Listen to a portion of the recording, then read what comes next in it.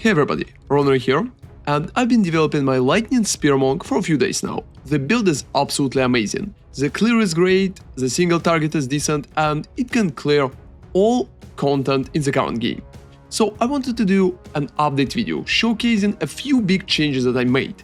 And some of them literally improved my damage up to 40% without a huge investment, which felt absolutely amazing.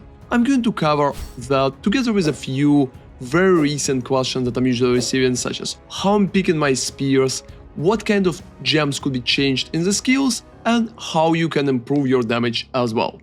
It should be pretty self-explanatory, even if the fight could be a little faster if my gear would be better, but even like that, it's pretty much achievable without a lot of issues. Check out the particular timestamps as usual, and let's go! So first off, let's address the elephant in the room, and the item that helped me to improve my damage from 42k at Lightning Spear up to 75, which is absolutely insane.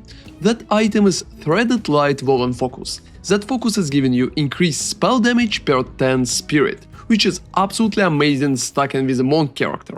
Since we are playing monk, I currently have 227 spirit, and with that spirit, Threaded Light providing a huge spell damage bonus. But how we can utilize the spell damage bonus for attacks? Well, we're going to use Crown of Ice Coral Circlet. It's going to give us increases and reductions to spell damage, also applied to attacks. That bonus, together with Threaded Light with higher percentage, is going to improve your damage significantly. But there's a cost to pay. Since Crown of the Ice is a helmet and energy shot on that helmet is kinda alright but not amazing, it will be harder to get evasion from Subterfuge Mask. So my evasion fell from 50% up to 32% at the current moment, just because Crown of the Ice has less evasion. But I think such a huge DPS increase is worth it because survivability for the build been pretty good already, and since I'm not playing hardcore, I think lower evasion is absolutely playable, and I would still recommend to do that at least for boss fights and to clear maps faster in general. So that combination, Crown of the Ice and Threaded Light, is going to help you significantly.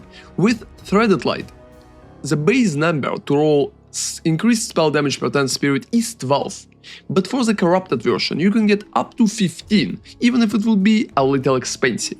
So try to get at least 12% and it's going to help you with your DPS, but if you can buy corrupted one, I would recommend it for sure. Energy shield on the focus itself is kinda low too, so you can just use it for rune to get resistances, and mana regeneration is going to help us with sustain in general. Crown on the Ice, on the other hand, is giving all attributes and accuracy. Both of those stats are pretty nice and I think definitely recommended. So just combination of changing those two items are boosting our damage for a huge amount, even if our survivability is falling a little. There's also another very important part that I wanted to mention. In the current path of building, the Crown of Ice is bugged. It's showcasing increase and reduction to spell damage, also applied to attacks at 150% of their value. But that is wrong. In the game itself, it just increase and reductions to spell damage, also applied to attacks, without additional value.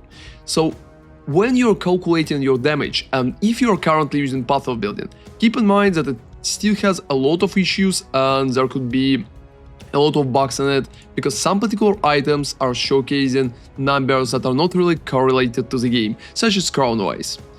So in that situation, if you're just using Thread of Light, we will be able to improve our damage for a pretty nice percentage. So if you will just add it to PoB, it will be 38% DPS increase against my basic focus, which has already been pretty expensive.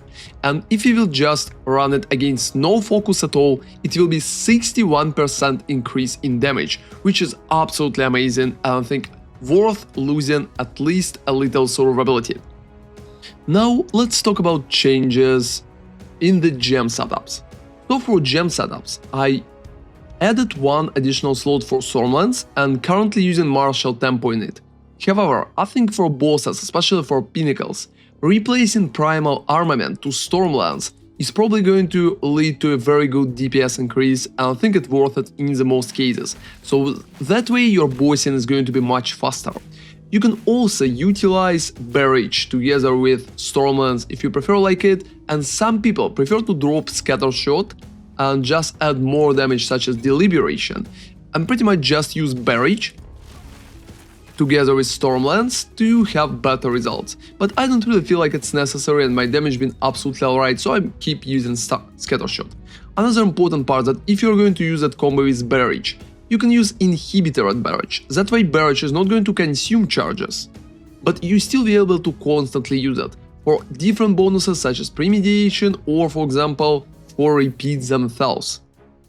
On top of it, I'm currently using Combat Frenzy together with Cast on Critical. I think it can provide a very decent uptime for charges when we are using both skills at the same time. So I'm electrocuting not with Kitoko gloves, but just with Heart of Thunder.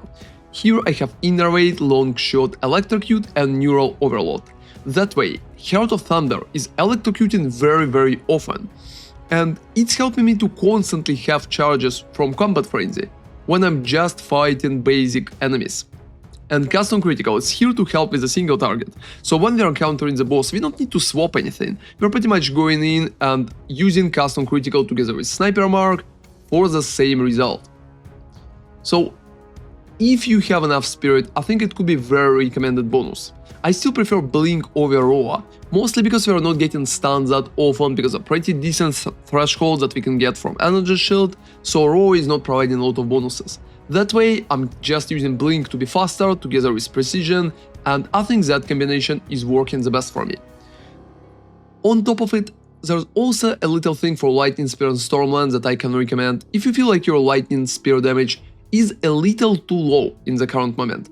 You can change Perpetual Charge for Lightning Infusion, and that way your basic damage here is going to be better.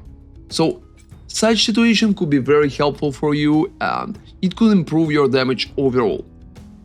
If you feel like it and it will help you clear, you can test it as well, because you're generating a lot of charges with Heart of Thunder anyway, and it's just better to have more damage if you're not one-shotting monsters. For me, the damage is absolutely fine, so I'm running basic Stormlands together with basic Lightning Spear. That way, for Lightning Spear, it's Vault, it's Deliberation, Primal Armament, Perpetual Charge and Ambush, and for Stormlands, Scatter Shot, Overextend, Lightning Infusion, Execute and Martial Tempo. You will be able to change the gems in the written guide that I will leave in the description. Feel free to check that out.